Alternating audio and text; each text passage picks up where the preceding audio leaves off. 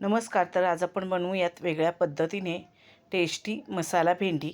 मी इथे भेंडी चिरून घेतली. भेंडीमध्ये चिरून त्याचे 4 भाग करून घ्यायचे. कढईमध्ये तेल घालून 5 मिनटं भेंडी फ्राय करून घ्यायची. त्याच कढईमध्ये तेल घालून राई, जिरं, कढीपत्ता, हिंग, आलं लसणाची पेस्ट आणि उभा चिरलेला कांदा घालून घ्यायचा. थोडा वेळ परतायचं. त्यानंतर चवीप्रमाणे मीठ घालायचं आणि एखादा मिनटं परतायचं आणि चिरलेला टोमॅटो घालून घ्यायचा. मसाले घालून घ्यायचे. मसाले फोडणीमध्ये चांगले परतून घ्यायचे.